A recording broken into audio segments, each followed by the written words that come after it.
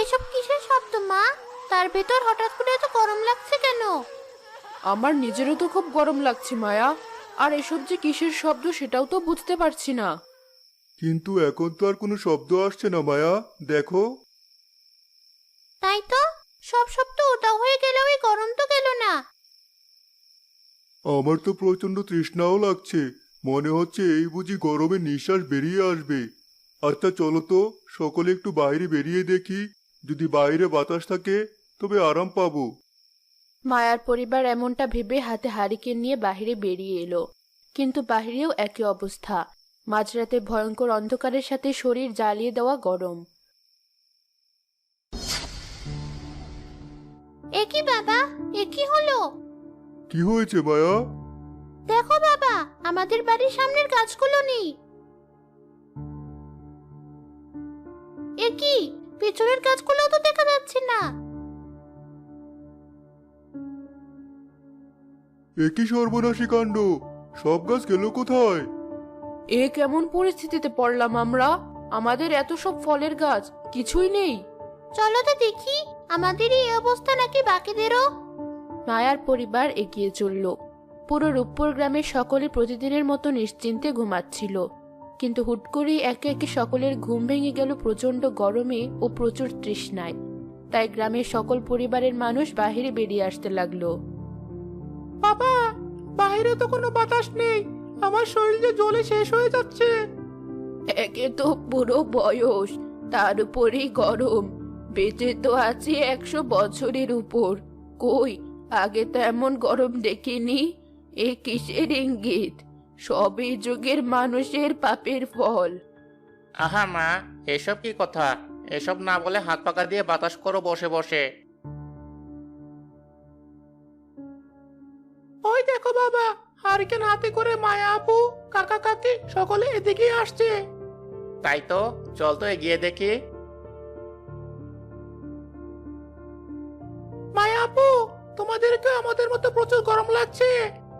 হ্যাঁ, দেখ সোহাগ, আমরা ঘেমে অস্থির হয়ে যাচ্ছি।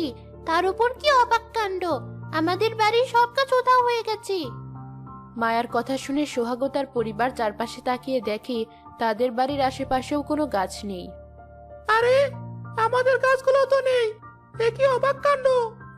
এভাবে গ্রামের সকল পরিবার নিজেদের বাড়ির অদ্ভুত পরিস্থিতি দেখে ভীষণ চিন্তিত হয়ে পড়ল।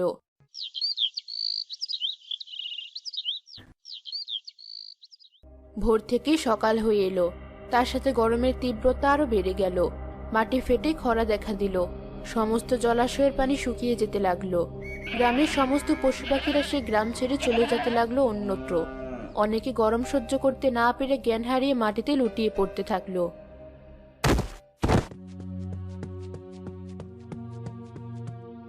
এ কি বাবা, কি হলো তোমার? মায়া, পানি আন মা, তোর বাবার চোখে মুখে পানি ছিটাতে হবে। মায়া দৌড়ে নলকূপের কাছে গিয়ে চাপ দেয় পানির জন্য, কিন্তু পানি আর বের হয়ে আসে না।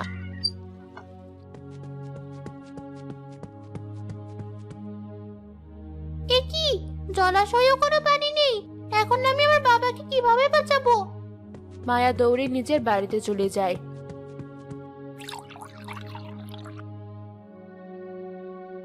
মা, পানি এনেছি। ভালো করে পানি ছেটা মায়া, তোর বাবার চোখে মুখে পানি ছেটা। উপরওয়ালা, আমাদের এই কঠিন দুর্যোগ থেকে বাঁচাও।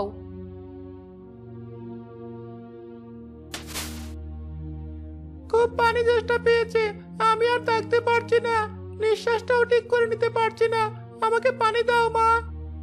সোহাগের মা দৌড়ে ঘর থেকে পানি এনে ছেলের মুখে তুলে দেয়। সোহাগের মতোই বাকি গ্রামবাসীদেরও এতই পানি তৃষ্ণা লাগছিল যে সকলে নিজেদের ঘরে থাকা অবশিষ্ট পানিটুকু পান করে নিজেদের তৃষ্ণা নিবারণ করতে থাকে। কিন্তু একসময় ঘরে থাকা অবশিষ্ট পানিও ফুরিয়ে যায়। পানি, পানি, গলা শুকিয়ে কাঠ হয়ে গেল। নাতি, একটু পানি দে। দাদু, আমি তোমাকে কি করে পানি দিব বলো তো? কোথাও যে পানি অবশিষ্ট নেই। অসুস্থ বৃদ্ধ পানির পিপাসায় কষ্ট পেয়ে মারা যায়। চারদিকে কান্নার শোরগোল পড়ে যায়। যারা এই তীব্র দাবদাহ সহ্য করতে পারছিল না, তারা একে একে মৃত্যুবরণ করতে থাকে। রূপপুর গ্রামের মানুষের কান্নায় আকাশ, ঘরবাড়ি সব যেন কেঁপে উঠছিল। আমাদের বাঁচাও উপরওয়ালা, আমাদের এই কষ্ট থেকে বাঁচাও। ওদিকে মায়ার অজ্ঞান অবস্থায় থাকা বাবাও নিজের শেষ নিঃশ্বাস ত্যাগ করলো। মায়া, তোর বাবার নিঃশ্বাস যে পড়ছে না। কি বলছো মা? বাবার কিছু হতেই পারে না। মায়া দেখে সত্যি ওর বাবার আর নিঃশ্বাস পড়ছে না। মায়ার বাবাকে জড়িয়ে ধরে কাঁদতে থাকলো। তুমি আমাদের ছেড়ে চলে যেতে পারো না বাবা, তোমার কোনো কিছু হবে না।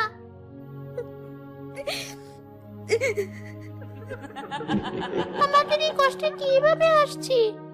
মাটি